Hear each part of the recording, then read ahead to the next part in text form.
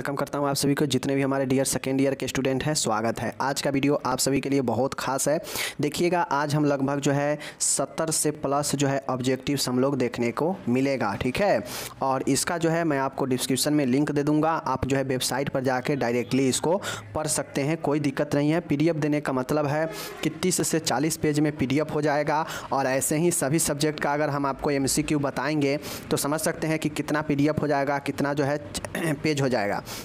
तो ऐसे में जो भी मैं आप ऑब्जेक्टिव पढ़ाऊंगा, सभी ऑब्जेक्टिव जो है nursingyan.com पर मिल जाएगा। वहाँ से आकर आप जो है पढ़ाई कर सकते हैं, ठीक है। पढ़ सकते हैं, जब भी मन हो पढ़ सकते हैं। ऐसा नहीं होगा कि मोबाइल में डाउनलोड करने से डाउनलोड तो हो जाता है लेकिन पढ़ नहीं पाते हैं। लेकिन वेबसाइट पर रहेगा, जब भी आप खाली रहेंगे वेबसाइट को ओपन करके पढ़ लीजिएगा, धड़ाधड़ समय कम लगेगा, ठीक है। तो इसीलिए वेबसाइट पर मैं डेली पोस्ट कर देता हूँ, जो भी आपको पढ़ाया जाएगा सब वेबसाइट पर जो है ऑब्जेक्टिव्स मिल जाएगा। तो चलिए शुरू करते हैं।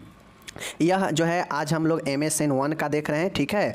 MSN 1 का कुछ प्रश्न देखेंगे और 20 प्रश्न जो है आपका MSN 2 का भी देखेंगे, ठीक है। MSN 2 का भी होगा और MSN 1 का लगभग 50 प्रश्न होगा और 20 प्रश्न जो है आपको वह MSN 2 से लेंगे, ठीक है। तब जाके आपका 70 से प्लस। देखिए, अब ऐसा नहीं होता है MSN 1 हो, ठीक है, या फिर 2 हो, दोनों से क्वेश्चन एक दूसरे में पूछता है। तो ऐसा नहीं है कि 2 वाला 2 में ही पूछता है और आपको पता भी नहीं चलेगा कि कौन 2 का है कौन 1 का है, दोनों में दोनों पूछ लेता है। तो इसलिए सीधा पढ़ते चलिए, MSN मेडिकल सर्जिकल नर्सिंग मान के चलिए MSN, और सीधा आप जो है समझने का प्रयास कीजिए, जानने का प्रयास कीजिएगा, रटने का प्रयास नहीं कीजिए, ठीक है। चलिए प्रश्न है, बात करने की अक्षमता के रूप में जाना जाता है। मतलब अगर कोई व्यक्ति है, उसको अगर बात करने में दिक्कत होता है, भाषा बोलने में तकलीफ होती है, तो उसे एस्फेसिया बोलते हैं। क्या बोलते हैं? एफेसिया बोलते हैं। यह भाषा में प्रॉब्लम होता है, ठीक है। ये हो गया। नेक्स्ट प्रश्न है यहाँ पे दूसरा नंबर का प्रश्न है, माय डियर, कहता है IVP स्टोन उपचार में प्रयोग किया जाता है। माय डियर, IVP एक टेस्ट होता है, IVP एक टेस्ट होता है, ठीक है ना। और यह टेस्ट जो है किडनी के स्टोन में जो है किया जाता है, किडनी के स्टोन के लिए, ठीक है। तीसरा नंबर का प्रश्न है, बहुत शानदार प्रश्न है। HD का दूसरा नाम है AHD। AHD का दूसरा नाम क्या है? एंटी, ठीक है ना। यहाँ पे देख लीजिए ADH है, सॉरी ADH है, देखिएगा ADH, anti diuretic hormone. Anti diuretic hormone को वैसोप्रेसिन भी कहते हैं। क्या कहते हैं? वैसोप्रेसिन भी कहते हैं, याद रखिएगा, ओके। नेक्स्ट है चौथा, पॉलीयूरिया। पॉलीयूरिया का मतलब होता है, आप लोग को पता होना चाहिए कि पॉलीयूरिया का मतलब होता है कि एक्सेसिव ऑफ यूरिन, ठीक है। मतलब यूरिन का बहुत ज़्यादा जो है मूत्र निकलना, बहुत अत्यधिक मूत्र निकलना पॉलीयूरिया होता है। डिसयूरिया होगा, डाइसूरिया होगा तो डिफ़िकल्टी इन यूरिन, कठिनाई होना, ठीक है। तो ये सब जो है आप लोग ध्यान में रखिएगा, ओके, कोई दिक्कत। नेक्स्ट प्रश्न है, अब यहाँ पे देख लीजिए 5वां नंबर का क्वेश्चन है। कहता है कि खून में पोटेशियम की कमी के रूप में जाना जाता है। अब आप लोग को पता होना चाहिए कि खून में जो है पोटेशियम होता है, बहुत सारे तत्व मौजूद होते हैं, ठीक है। तो ऐसे में आपको पता होना चाहिए कि ब्लड में जो सीरम होता है, उस सीरम में यह सब जो है मौजूद होता है। तो कमना का मतलब होता है हाइपो, याद रखिएगा। हाइपो का मतलब होता है कमना और हाइपर का मतलब होता है बढ़ना, ठीक है। तो कमना है तो कहीं ना कहीं हाइपो से रिलेटेड होगा। और पोटेशियम को हम लोग केस से सूचित करते हैं, केस से पोटेशियम होता है। तो देखिए इसमें हाइपोकैलेमिया कहाँ है, देख लीजिए हाइपोकैलेमिया, इसका बी आंसर राइट हो जाएगा। अगर पोटेशियम की अधिकता पूछता तो हाइपर कैलेमिया होता, ठीक है। तो इस चीज़ को ध्यान में रखिएगा, बहुत शानदार प्रश्न है, ओके। चलिए नेक्स्ट क्वेश्चन यहाँ पे देखिए लिखा गया है कि भूख में कमी को क्या कहते हैं। भूख में जैसे ही कमी होता है तो उसको हम लोग मेडिकल भाषा में एनोरेक्सिया कहते हैं। क्या कहते हैं? एनोरेक्सिया कहते हैं। भूख में कमी को एनोरेक्सिया कहते हैं, ठीक है। 7वां है, विटामिन K के इंजेक्शन देने से क्या होता है। तो माय डियर, विटामिन K का इंजेक्शन क्यों दिया जाता है? K का काम क्या होता है? विटामिन K का काम यही होता है कि यह जो है रक्त को थक्का बनने में मदद करता है। तो रक्त के थक्का कब बनता है? जब प्रोथ्रम्बिन का निर्माण होगा तब ना रक्त के थक्का बनेगा। तो विटामिन K क्या करता है? प्रोथ्रम्बिन के स्तर को बढ़ा देता है, जिससे जो है वह रक्त जो है थक्का बनता है विटामिन K के कारण, ठीक है। तो प्रोथ्रम्बिन के स्तर बढ़ता है विटामिन K के इंजेक्शन से, ओके। 8वां है, बहुत शानदार प्रश्न है, पेरिनियस एनीमिया किस विटामिन के कमी के कारण होता है। माय डियर, पेरिनियस एनीमिया जो होता है वह विटामिन 12 के कमी के कारण होता है, ठीक है। विटामिन 12 जो कि डी ऑप्शन दिया गया है। इस विटामिन 12 के कारण जो है आपको पर्नीशियस एनीमिया होता है। याद रखिएगा, पूछ देगा कि पर्नीशियस एनीमिया किस कारण होता है, तो विटामिन 2 के डिफिशियंसी के कारण। ओके, 9 नंबर का सवाल है, कितना ज़बरदस्त है। इंसुलिन के इंजेक्शन के ओवरडोज के कारण होता है। मान गए कोई पेशेंट है और वह इंसुलिन का इंजेक्शन ले रहा है, ठीक है, तो ऐसे में उससे अगर ओवरडोज हो जाता है, मतलब बहुत ज़्यादा मात्रा में ले लेगा, तो उसे जो है क्या होता है, हाइपोग्लाइसेमिया हो जाएगा। ग्लूकोज का लेवल बहुत ज़्यादा कम जाएगा, जो कि शरीर में एक लेवल में चाहिए भी ग्लूकोज, तो बहुत ज़्यादा कम जाएगा, तो हाइपोग्लाइसेमिया हो जाता है। अब ऐसा क्यों होता है, क्योंकि हम जानते हैं कि इंसुलिन जो है एक प्रकार का हार्मोन है जो क्या करता है, ग्लूकोज को लेवल को मेंटेन करके रखता है। लेकिन जब किसी का पैंक्रियाज सही से काम नहीं करता है तो उसका इंसुलिन लेवल जो है सही से मेंटेन जो नहीं काम कर पाता है, तो ग्लूकोज बढ़ता है बहुत ज़्यादा। तो ऐसे में अगर इंसुलिन का जो है बहुत ज़्यादा कोई ओवरडोज ले लेगा, तो इंसुलिन क्या करता है कि ग्लाइसेमिया को कम करता है, ग्लूकोज के लेवल को कम करता है, मेंटेन करता है। तो ओवरडोज लेने से यह हाइपोग्लाइसेमिया हो सकता है, ग्लूकोज कम सकता है, ठीक है, शरीर में। ये चीज़ें हैं। 10वां नंबर का है, देख लीजिए, पाइलोनेफ्राइटिस किसके कारण होता है। माय डियर, आइटिस लगा है तो कहीं ना कहीं यह इन्फ्लामेशन है।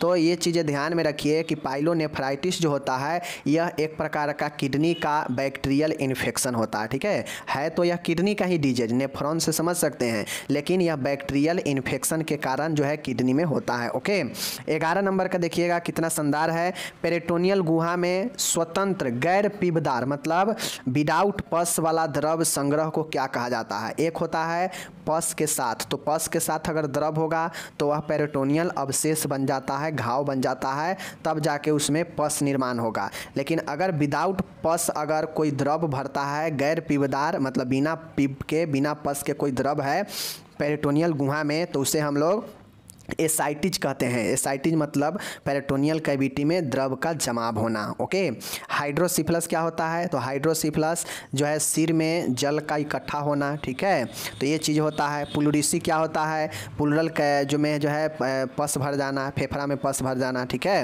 ये चीज़ होता है। नेक्स्ट है 12 नंबर का है ब्लेडर। ब्लेडर मतलब क्या होता है, मूत्राशय। मूत्राशय को देखने के लिए किस यंत्र का उपयोग किया जाता है। माय डियर, अगर किसी का ब्लेडर में कोई प्रॉब्लम है तो एक यंत्र होता है जिससे जो है ब्लेडर से लेकर रेक्टम तक जो है जांच किया जाता है उस यंत्र से, और उसे हम लोग सिस्टोस्कोप कहते हैं। सिस्टोस्कोप का उपयोग जो है ब्लेडर देखने के लिए, लैरिंजोस्कोप का उपयोग लैरिंज के जाँच करने, लैरिंग्स के जाँच करने के लिए, ठीक है, ब्रोंकियोस्कोप ब्रोंकिया को देखने के लिए, ठीक है, जाँच करने के लिए, इंडोस्कोपी आंतों को देखने के लिए जो है किया जाता है। तो यह सब एक यंत्र होता है, ठीक है।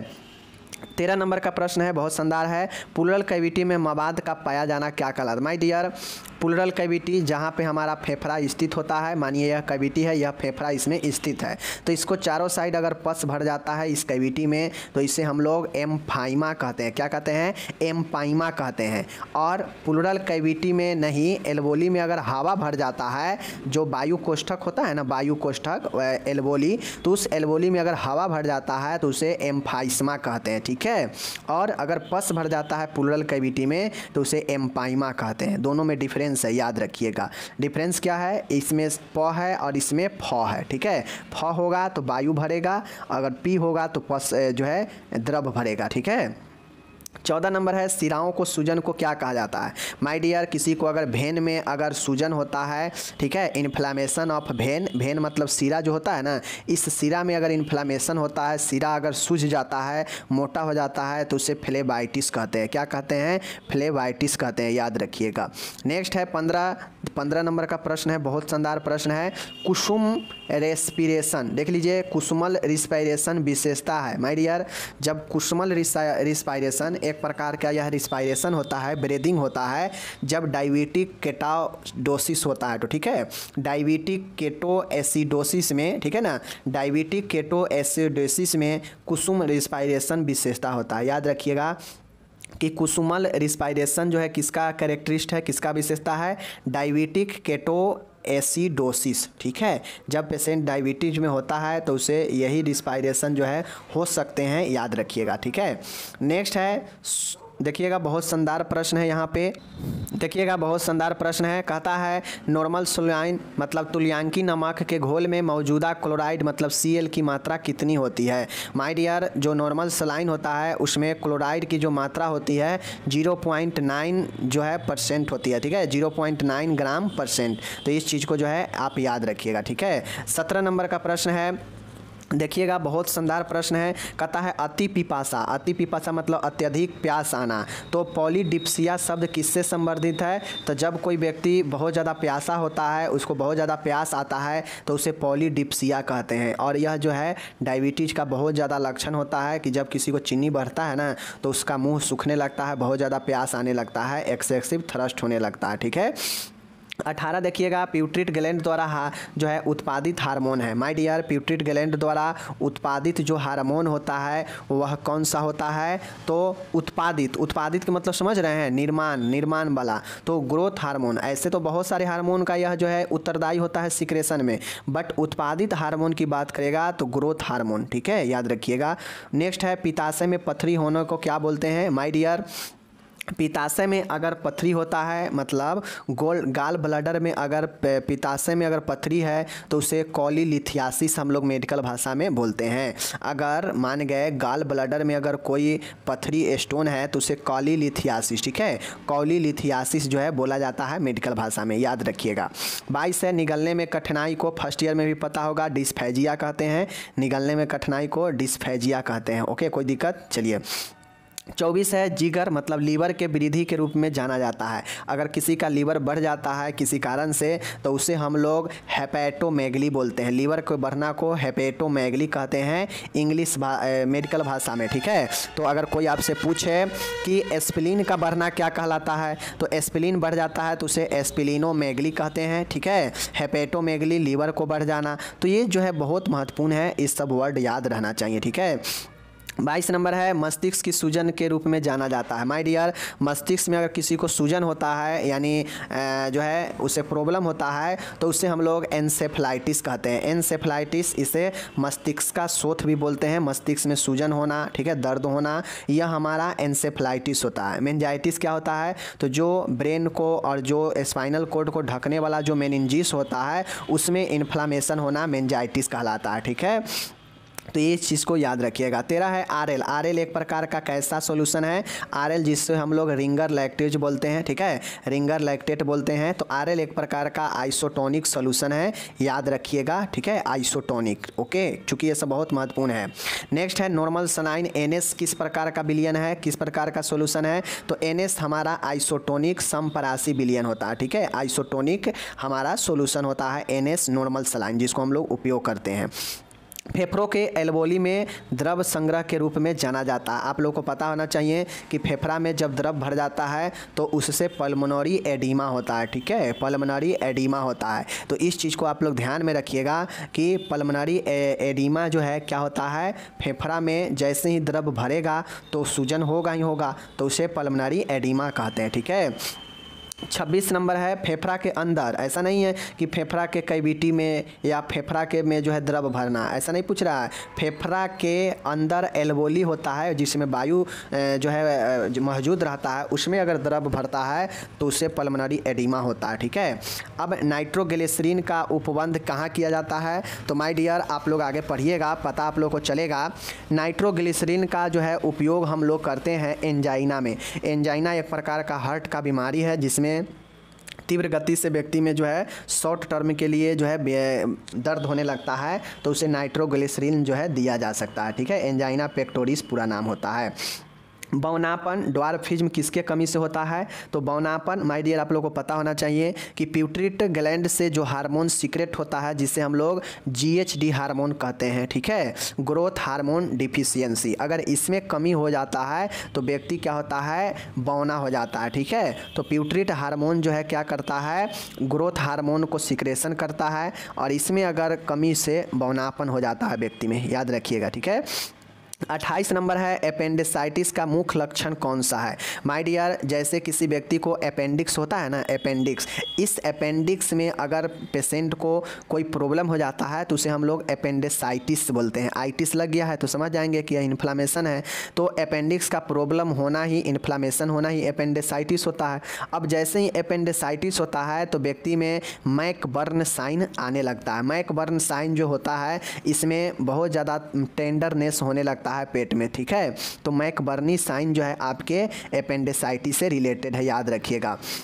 29 है उच्च रक्तचाप। उच्च रक्तचाप में दबाव, रक्त दबाव से कितना से अधिक होता है, मतलब हाइपरटेंशन, इसको शॉर्ट में HTN लिखते हैं। हाइपरटेंशन, उच्च रक्तचाप जो होता है यह कब होता है, तो माय डियर 140/90 से अधिक होता है अगर किसी का BP, तो वह हाइपरटेंशन के अंतर्गत आता है और फिर जो है व्यक्ति को इलाज कराना पड़ता है। किसी किसी कंडीशन में यह चीज़ें 150 से 100 भी रहता है उम्र के हिसाब से। अगर व्यक्ति बहुत ज़्यादा वृद्ध है तो उसमें यह जो है इतना हो सकता है जो कि उसके लिए ठीक ठाक है, ठीक है। तो उच्च रक्तचाप, इसमें ऑप्शन देख लीजिए, कहीं 140/90 है, नहीं है। तो अगर 140/90 नहीं है तो इसके बारे में हम सोचेंगे ही नहीं, तो फिर देखेंगे इसके आसपास कौन दिया गया है, तो इसके आसपास D ही दिया गया है, तो यही सही होगा, ठीक है। तो इसके बाद अगर किसी का दबाव आ रहा है तो फिर जो है उसको प्रॉब्लम में आ जाएगा, ठीक है ना।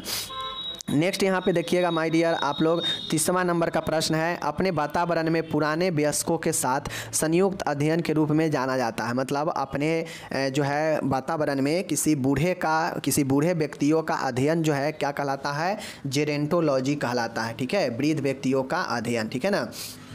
31 नंबर का है माय डियर, देखिएगा फ्रूसामाइड एक क्या है। देखिए आपका फ्रूसामाइड जो होता है, फ्रूसामाइड एक आपका दवाई होता है जो लैसिक्स वर्ग से है, ठीक है। जो किस वर्ग से है, लैसिक्स ग्रुप का है, और यह एक डायूरेटिक दवाई होता है, ठीक है ना। क्या होता है, डायूरेटिक दवा होता है, जिसके देने के बाद व्यक्ति जो है बहुत ज़्यादा यूरिन त्याग कर सकता है। इससे BP में भी दिया जा सकता है, किसी का BP बढ़ा रहता है तो सूजन में भी दिया जाता है, ठीक है। चूँकि यह क्या करता है, शरीर से अत्यधिक जो तरल है उसको बाहर निकालता है, तो यह डायूरेटिक होता है, ठीक है, फ्रूसामाइड। इसे लैसिक्स भी हम लोग कह सकते हैं, ठीक है, ध्यान रखिएगा। तो ये हो गया आपका। अब बातें यहाँ पे आ रही है, देखिएगा एक रेडियो ओपेक पदार्थ का उदाहरण है। देखिए अब हो सकता है आपसे एग्जाम में पूछ देगा कि बताइए रेडियो ओपिक जो है, ठीक है ना, रेडियो ओपिक, ठीक है, रेडियो एपिक पदार्थ का जो है उदाहरण बताइए, आपसे पूछ सकता है। तो रेडियो ओपेक पदार्थ का उदाहरण इसमें से देख लीजिए कौन सा रेडियो एक्टिव तत्व है, तो बेरियम जो है आपका एक रेडियो ओपेक पदार्थ का उदाहरण है, ठीक है, याद रखिएगा। इसका इस्तेमाल एक्सरे को क्लीन करने में किया जाता है। अगर किसी पेशेंट को एक्सरे अगर फ्रेश करवाना हो तो उसे बेरियम जो है दिया जाता है, जिससे उसका इमेजन जो है क्लीन होता है, ठीक है। तो ये जो है इस्तेमाल वहाँ पे किया जाता है एक्सरे वगैरह में। मेंटॉक्स परीक्षण किसके लिए किया जाता है, TB वाले पेशेंट के लिए किया जाता है, पता होनी चाहिए, ठीक है ना, बहुत शानदार है। 34 नंबर का है ऑस्टिक, ठीक है ना, ऑस्टिक नहीं, यह ऑप्टिक होगा यहाँ पे, ठीक है, ऑप्टिक नर्व है, ठीक है। ऑप्टिक मतलब समझ रहे हैं ना, देखने से संबंधित तंत्रिका कैमा तंत्रिका होता है, किस नंबर का, तो माय डियर ऑप्टिक नर्व जो होता है यह जो है आपके 2nd नंबर का तंत्रिका है, ठीक है, याद रखिएगा। 35 नंबर का है लैरेंजाइटिस डैश की सूजन है। लैरेंजाइटिस हमारा नाम से यह स्पष्ट है, लैरिंग्स, ठीक है, लैरिंग्स जो हमारा होता है, इस लैरिंग्स का ही जो है इन्फ्लामेशन लैरेंजाइटिस कहलाता है, ठीक है। तो गला का सूजन लैरेंजाइटिस हो जाएगा, ठीक है ना। जहाँ भी आइटिस लग गया उसका इन्फ्लामेशन हो जाएगा, सीधा बात याद रखिए। डैश के परीक्षण में स्नेल चार्ट का उपयोग किया जाता है। आप लोग को पता होना चाहिए कि जो स्नेल जो चार्ट होता है, इस स्नेल चार्ट का उपयोग जो है हम लोग आँख के परीक्षण में, आई एग्जामिनेशन में करते हैं। 37 नंबर का है माय डियर फेफड़े का संकुचन, कोलैप्स ऑफ द लंग क्या कहलाता है। माय डियर अगर लंग अगर कोलैप्स हो जाता है, संपूर्ण लंग्स का अगर कोलैप्स होना, देख लीजिए एटिलेक्टेसिया कहलाता है। क्या कहलाता है, एटिलेक्टेसिया कहलाता है, एटलेक्टेसिया कहता है, ठीक है, देख लीजिए एटलेक्टेसिस, ठीक है, याद रखिएगा थोड़ा आप। फेफड़ा अगर कोलैप्स कर जाता है, मतलब यह कब होता है, तो जब फेफड़ा के अंदर जो वायु रहता है जिसमें एल्वोली में, अगर उस एल्वोली में बहुत ज़्यादा सूजन हो जाए तो संपूर्ण फेफड़ा कोलैप्स कर सकता है। और इस जो फेफड़ा को कोलैप्स करने को हम लोग, कोलैप्स के मतलब क्या होता है कि काम करना बंद करेगा या बहुत ज़्यादा तकलीफ होगा काम करने में, जिससे श्वसन बहुत ज़्यादा पेनफुल होगा, तो यह एटलेक्टेसिया होता है। ठीक है, एटलेक्टेसिस होता है, एटलेक्टेसिस होता है कोलैप्स होना फेफड़े में। ओके, कोई दिक्कत नहीं। चलिए नेक्स्ट है औषधि जो मूत्र के प्रभाव को कम करती है उसे क्या कहती है? माय डियर, वैसा औषधि जो मूत्र के प्रभाव को कम करता है। अगर मूत्र को बढ़ाना हो तो डायूरेटिक्स देते हैं। ठीक है, डायूरेटिक्स दीजिएगा किसी को तो मूत्र का बढ़ जाएगा, शरीर से पानी निकलने लगेगा बहुत ज़्यादा, बार बार मूत्र जाएगा। ठीक है, तो ये डायूरेटिक कब देते हैं? जिसका बीपी बढ़ा हो, जिसका सूजन हुआ हो, तो यह जो है डायूरेटिक्स लैसिक्स दे सकते हैं। लेकिन अगर किसी को मूत्र कम करना हो, ठीक है, बीपी अगर किसी का कम हो, बीपी बढ़ाना हो, ठीक है, या फिर किसी के शरीर में जो है बहुत ज़्यादा प्रॉब्लम हो, शरीर से पानी कम निकले, तो इसके लिए हम लोग एंटी डायूरेटिक्स देते हैं। ठीक है, शरीर से जल के कम निष्कासन हो, इसके लिए एंटी डायूरेटिक देते हैं। नेक्स्ट है बेल्स पाल्सी किसकी खराबी होती है? तो आपको पता होना चाहिए, फेशियल नर्व जो होता है वह हमारा, यही राइट आंसर होगा। जैसे ही आपका फेस का जो नर्व होता है उसमें खराबी आ जाता है तो बेल्स पाल्सी यही होता है। बेल्स पाल्सी को हम लोग फेशियल मसल्स भी कहते हैं। ठीक है, बेल्स पाल्सी होने से व्यक्ति के चेहरे पर लकवा आ जाता है। ठीक है, लकवा, बेल्स पाल्सी का मतलब ही होता है कि चेहरे का लकवा। ठीक है, तो चेहरे का लकवा कब होता है? जब आपका फेशियल नर्व जो है काम करना बंद करेगा या ठीक से काम नहीं करेगा तो जाके बेल्स पाल्सी हो जाता है। ठीक है, 40 नंबर का है नाइट्रस ऑक्साइड का सिलेंडर किस रंग का होता है? नाइट्रस ऑक्साइड, ठीक है,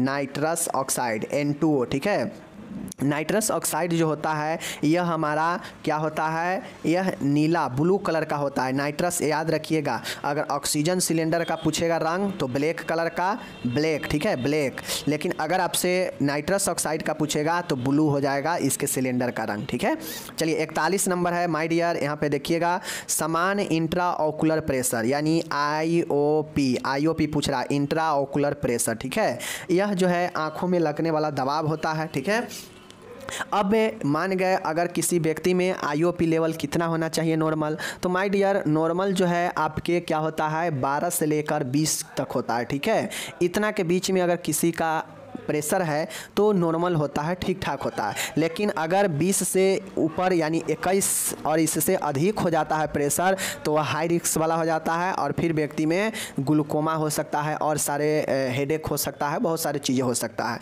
इसीलिए देखते होइएगा ब्रेन में प्रेशर कम पड़े इसके लिए मेनिनटोल दिया जाता है। मेनिनटोल क्या करता है? यह प्रेशर को कम करता है, इस IOP लेवल प्रेशर को कम करता है। ठीक है, तो इसका नॉर्मल इसमें देख लीजिए कितना रेंज दिया गया है, तो नॉर्मल यही 10 से 20 ही होगा, ये दिया गया है तो यही होगा इसके ऑप्शन के अनुसार। ठीक है, चलिए 42 नंबर का है आँखों की पलकों को गिरना क्या कहलाता है? My dear dropping of eyelid क्या कहलाता है? तो जैसे ही आँख के पलक गिरा रहता है तो उसे पिटोसिस कहते हैं। ठीक है, आँख के पलकों को गिरना पिटोसिस कहलाता है। ठीक है, याद रखिएगा टोसिस। ओके, 43 है अत्यधिक माइग्रेन वाले औषधियों को चुना जाता है। अगर किसी व्यक्ति को बहुत ज़्यादा माइग्रेन के समस्या है तो उसके लिए ठीक है, अर्गेटामाइन, ठीक है ना, अर्गेटामाइन देख लीजिए, अर्गोटामाइन उपयोग किया जाता है। अर्गोटामाइन क्या करता है? यह सीवियर माइग्रेन में दिया जाता है अर्गोटामाइन, याद रखिएगा। ठीक है, यह एक मेडिसिन है अर्गोटामाइन। ओके, पेनिसिलिन की खोज किसने की? अलेक्जेंडर फ्लेमिंग की। आप लोग को पता है पेनिसिलिन एक एंटीबायोटिक दवाई है। ओके, जब सीरम में पोटेशियम का स्तर सामान्य से ज़्यादा हो जाता है माय डियर, जब सीरम में पोटेशियम का स्तर सामान्य से ज़्यादा हो जाता है तो सामान्य से ज़्यादा होना यानी अधिक होना क्या कहलाता है? हाइपर कहलाता है। और पोटेशियम को के से सूचित करते हैं, इसलिए हाइपर कैलेमिया होगा। देख लीजिए hyper kalaemia is the right answer. Okay, चलिए नेक्स्ट है 46 नंबर का नाक की श्लेष्मा झिल्ली को शोथ को क्या कहते हैं? नाक के अंदर एक श्लेष्मा होता है और उसमें अगर किसी प्रकार के जो है इन्फ्लामेशन हो जाता है तो उसे हम लोग राइनाइटिस कहते हैं। राइनाइटिस जो होता है माय डियर, यह नाक के श्लेष्मा झिल्ली म्यूकस मेम्ब्रेन का इन्फ्लामेशन होता है। ठीक है, नाक में म्यूकस मेम्ब्रेन होता है तभी ना हम जो है किसी भी गंदगी को रोक पाते हैं या उसमें आके कोई भी धूल कण चिपक जाता है, तो यही म्यूकस मेम्ब्रेन होता है। ठीक है, 47 नंबर का है एड्रीनल मेंडुला में ट्यूमर की उपस्थिति को क्या कहते हैं? माय डियर एड्रीनल ग्लैंड होता है। ठीक है, एड्रीनल ग्लैंड हमारा दोनों किडनी के ऊपर में होता है, दोनों साइड से। तो यह ग्लैंड में ट्यूमर हो जाता है, एड्रिनल मेंडुला में अगर ट्यूमर हो जाता है तो उसे हम लोग क्या कहते हैं, फियोक्रोमोसिटोमा कहते हैं। क्या कहते हैं? फियोक्रोमोसिटोमा कहते हैं, फियोक्रोमोसिटोमा कहते हैं। ठीक है, एड्रिनल मेंडुला के ट्यूमर होने को फियोक्रोमोसिटोमा कहते हैं, याद रखिएगा, फियोक्रोमोसिटोमा कहते हैं।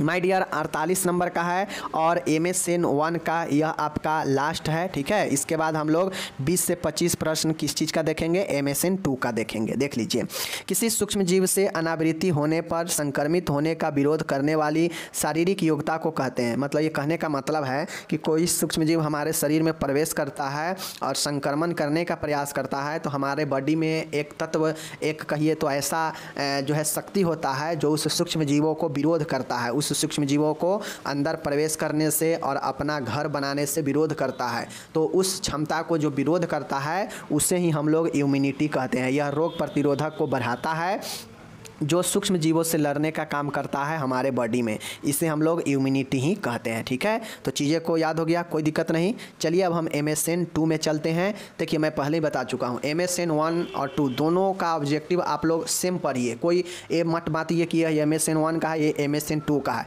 मैं आपको जानकारी के लिए बता देता हूँ कि MSN 1 का MCQ जो भी इम्पोर्टेंट था यहाँ पर समाप्त हुआ। अब हम MSN 2 में चलते हैं, लेकिन आपको सबको एक तरीके से ही पढ़ते चलना है, क्योंकि इधर के उधर उधर की इधर पूछ लेगा तो आपको कन्फ्यूजन नहीं होगा। ठीक है ना, एक जैसे पढ़िएगा तो यहाँ पे हम लोग आ चुके हैं MSN 2 में। ठीक है, MSN 2 में, और हम लोग ज़्यादा नहीं, आज MSN 2 में मात्र 25 क्वेश्चन देखेंगे। इसके बाद हम लोग फिर से दूसरे वीडियो आएगा तो वहाँ पे बाकी के जो लगभग हमारे अभी 75 क्वेश्चन MSN 2 में बच जाएगा। MSN 2 में बहुत ज़्यादा प्रश्न हम लिए हैं MCQ से, तो आपको घबराना नहीं है कि MSN 1 में कम कराए हैं, नहीं। MSN 1 और 2 दोनों मिला के आपको 150 से ऊपर MCQ हो जाएगा, जो कि बहुत ज़्यादा इंपॉर्टेंट होगा और इसी के अंदर से एग्ज़ाम में आएगा। ठीक है, चलिए देखिए, मलेरिया किस कारण से होता है आप लोग को पता है, मादा एनोफिलीज मच्छर के काटने से जो है मलेरिया होता है, फीमेल एनाफिलीज। ओके, याद है। चलिए नेक्स्ट चलते हैं। अब आपके सामने मैं यहाँ पे बता ही देता हूँ, आगे देख लीजिए। ठीक है, दूसरा नंबर का प्रश्न है, यहाँ पे देखिए लीजिए। दूसरा नंबर का प्रश्न क्या कह रहा है? प्रश्न कह रहा है डेंगू फीवर किस कारण से होता है। माय डियर, डेंगू जो फीवर होता है यह जो है एडिस एजिप्टाई के कारण होता है। एडिस मच्छर के काटने से होता है, उसमें एक एजिप्टाई ग्रुप होता है, वह जो है काटने से डेंगू फीवर होता है। अब यहाँ पे एक और क्वेश्चन है, ज़बरदस्त क्वेश्चन है। कॉपली के स्पॉट पाए जाते हैं, कॉपली के स्पॉट कहाँ पाए जाते हैं? तो माय डियर, कॉपली के स्पॉट जो होता है मिजल्स में पाया जाता है, आप लोग को पता है। ठीक है, मिजल्स में कॉपली के स्पॉट दिखने को मिलते हैं, लाल लाल धब्बे जो होता है। ठीक है ना। नेक्स्ट है टाइफाइड का कारण क्या होता है, तो आप लोग को पता होना चाहिए। टाइफाइड जो है सल्मोनेला टाइफी के कारण होता है, यह जीवाणु होता है जो टाइफाइड के कारण होता है। ठीक है, सल्मोनेला टाइफी के कारण आपके टाइफाइड होता है। टाइफाइड के लिए कौन सा टेस्ट है? विडाल टेस्ट है, टाइफिडोर टेस्ट होता है। ठीक है, याद रखिएगा। नेक्स्ट है माय डियर, यहाँ पे आप लोग देखिएगा, बहुत ज़बरदस्त प्रश्न है। कहता है कि मिजल्स का उद्भवन अवधि इंक्यूबेशन पीरियड कितना होता है? खसरा, मिजल्स को खसरा कहते हैं। तो खसरा का नॉर्मली जो एवरेज माना जाता है वह 7 से 14 दिन जो है माना जाता है इंक्यूबेशन पीरियड एवरेज। ठीक है, ऐसे आपको कहीं कहीं 21 दे देगा, कहीं कहीं 14 दे देगा, कहीं कहीं 7 दे देगा। 7 से 14 एवरेज जो है इंक्यूबेशन पीरियड माना जाता है। ओके, चलिए माय डियर, यहाँ पे आप लोग समझिएगा, मिजल्स का कारण होता है। माय डियर, मिजल्स किस कारण से होता है तो आपको पता होना चाहिए। पैरामाइक्सिको वायरस समूह के कारण जो है आपके मिजल्स होते हैं, खसरा होते हैं। तो मिजल्स किसके कारण होता है? पैरामाइक्सिको वायरस के कारण, याद रखिएगा। ठीक है, बहुत शानदार है, इस चीज़ को आप लोग जरूर याद रखिएगा। ठीक है ना।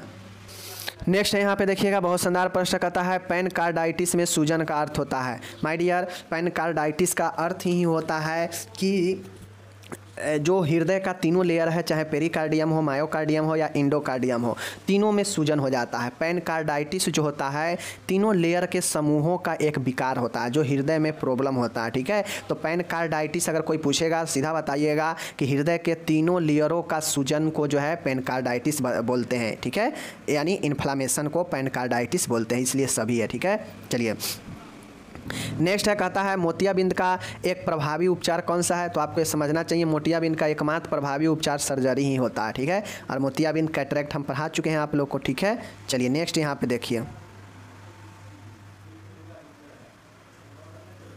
9वां नंबर का प्रश्न है सिफिलिस किस जीवाणु के कारण होता है? तो पता होना चाहिए सिफिलिस एक VDRL है, मतलब सेक्सुअल ट्रांसमिटेड डिजीज है जो ट्रेपोनेमा पैलिडम के कारण होता है। किस कारण? ट्रेपोनेमा पैलिडम के कारण जो है सिफिलिस होता है। तो इस चीज़ को याद रखिएगा, ट्रेपोनेमा पैलिडम के कारण आपके सिफिलिस हो सकते हैं और होते भी हैं। ओके, चलिए डॉट्स का उपचार किस में किया जाता है? तो पता होना चाहिए टीबी में डॉट्स का उपचार जो है उपयोगी होता है। ठीक है, उसके बाद है यहाँ पे नेक्स्ट क्वेश्चन की तरफ हम लोग चलते हैं। नेक्स्ट क्वेश्चन है 11 नंबर, बहुत शानदार प्रश्न है। कहता है आँख की बाहरी परत का क्या नाम है? तो आपको पता होना चाहिए आँख के बाहरी परत को हम लोग एस्क्लेरा भी बोलते हैं। सफ़ेद कलर का जो भाग होता है आँख के सबसे बाहरी परत एस्क्लेरा, ठीक है, outer layer of I. Okay, 12 number का है मीजल्स का दूसरा नाम क्या है? तो ये चीज़ बहुत ही अच्छा क्वेश्चन है। मीजल्स खसरा का दूसरा नाम रूबेला होता है। ठीक है, रूबेला याद रखिएगा, रूबेला जो होता है खसरा का दूसरा नाम है। ओके, 13 नंबर का प्रश्न है रेबीज का दूसरा नाम क्या है? तो आपको पता होगा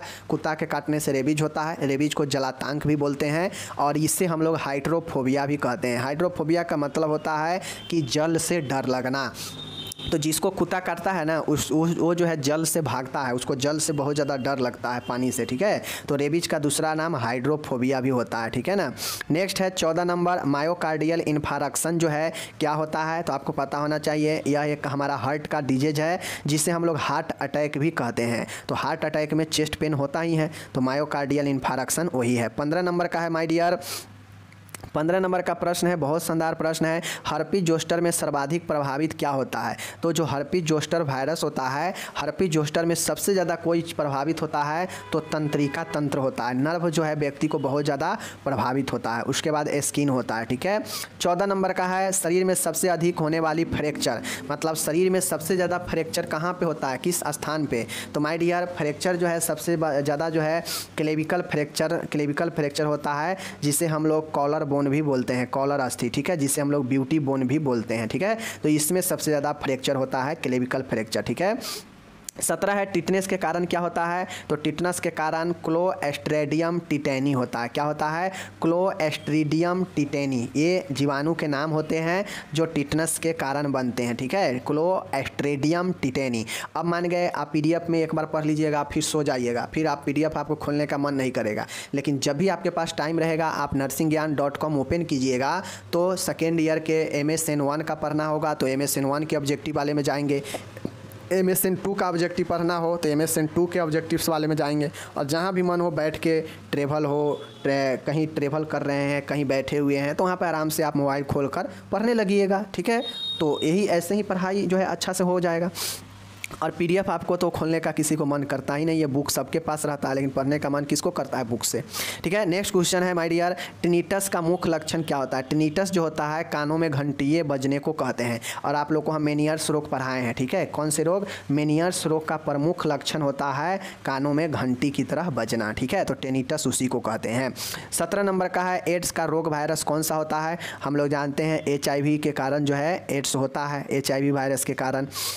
18 नंबर है स्कैबिज किसके कारण होता है? तो माय डियर स्कैबिज दांत खाज खुजली जो होता है वह इच माइट के कारण होता है। किसके कारण होता है? इच माइट के कारण। तो माइट इसका ऑप्शन है, तो माइट सही हो जाएगा। ओके, 19 नंबर का है माय डियर अतिसार, मतलब डिसेंट्री जो होता है, डिसेंट्री का मुख्य कारण कौन सा जीवाणु होता है? तो वह सिंघेला होता है। ठीक है, सिंघेला जो होता है, सिगेला या सिगेला अतिसार डिसेंट्री होने का बहुत मुख्य कारण होते हैं। ठीक है, टाइफाइड के लिए बेस्ट जांच कौन से होते हैं? बिडाल टेस्ट जो है आपके टाइफाइड के लिए महत्वपूर्ण टेस्ट है, बुखार के, टाइफाइड को दूसरा नाम मियादी बुखार भी कहते हैं। एड्स में जो है एलिसा टेस्ट किए जाते हैं। ठीक है, याद रखिएगा।